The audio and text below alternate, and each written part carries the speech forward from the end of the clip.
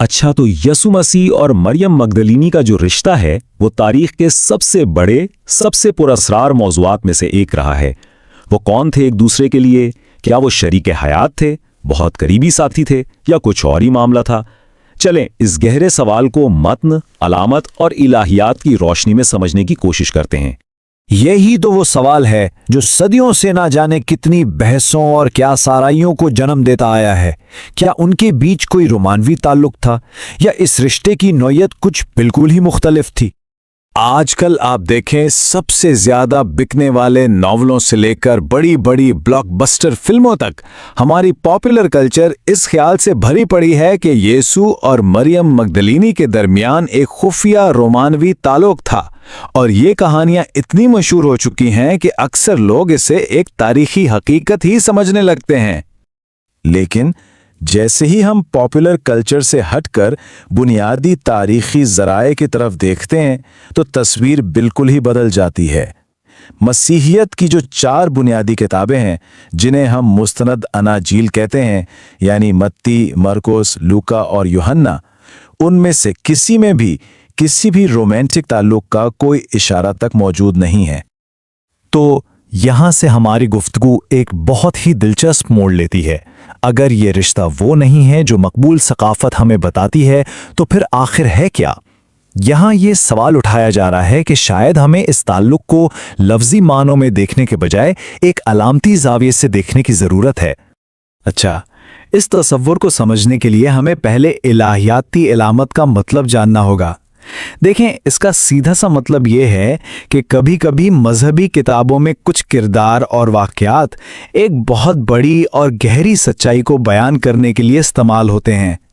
वो सिर्फ तारीखी शख्सियात नहीं रहते, बल्कि एक तरह से जिंदा अलामतें बन जाते हैं।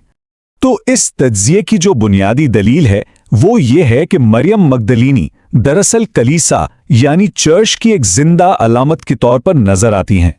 ये एक बहुत ही ताकतवर और गहरा ख्याल है जो उनके ताल्लुक को एक बिल्कुल नई रोशनी में पेश करता है। अब सवाल ये उठता है कि मरियम ही क्यों इस अलामत के लिए इतनी मौजू हैं? वजह है उनका किरदार। वो एक वफादार शागिर्दा थीं, वो मसीह के जी उठने की पहली गवाह थीं और एक बेहद मोहब्बत करने वाली पैरोकार थीं। ये सारी खसूसियात मिलकर क्लीसिया यानी मसीह के तमाम पैरोकारों की जमात की अक्कासी करती हैं। और दिलचस्प बात यह है कि ये कोई नया ख्याल नहीं है। हकीकत में इसकी जड़ें मसीही इलाहियात के एक बहुत ही पुराने और बुनियादी तसव्वुर में हैं, जिसे मसीह की दुल्हन कहा जाता है। इससे हमें अंदाज़ा होता है कि ये अलामती सोच कितनी गहरी और पुरानी है। यहाँ माख़ज़ हमें याद दिलाता है कि मुक़द्दस पौलुस ने ख़ास तौर पर अपने ख़ुतूत में कलीसिया को मसीह की दुल्हन कहा है।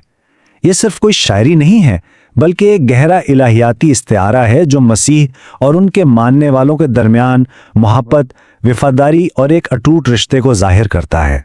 और ये जो अलामती सोच की रिवायत है ये बहुत गहरी है, यहाँ तक कि अहद अतीक की किताब ग़ज़लुल ग़ज़लात, जो बज़ाहिर एक मोहब्बत की नज़म लगती है, उसे भी अक्सर मसीही रिवायत में खुदा और उसके लोगों के दरमियान जो इलाही मोहब्बत है उसके इस्तिआरे के तौर पर पढ़ा गया है।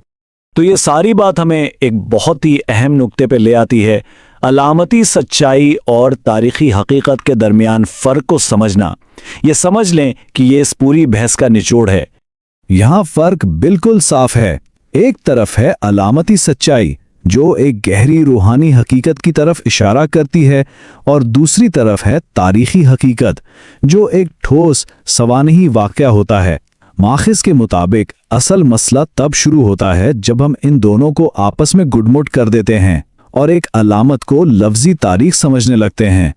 इसलिए मरियम मगदलीनी को कलीसा की अलामत के तौर पर देखना ना सिर्फ एक ज़्यादा मुतवाज़न तशरीह देता है, बल्कि ये मसीह इलाहियात की क्लासिकी रिवायत से भी पूरी तरह मुताबिकत रखता है। ये उनके रिश्ते को किसी इनफरादी रोमांस से कहीं आगे बढ़ाकर इलाही मोहब्बत और शागिर्दी की एक आलमगीर मिसाल बना देता है। और आखिर में ये पूरी बहस हमें एक बहुत बुनियादी सवाल पर छोड़ जाती है। क्या किसी कहानी का अलामती सच उसके लफ्जी हकायक से ज़्यादा ताकतवर हो सकता है?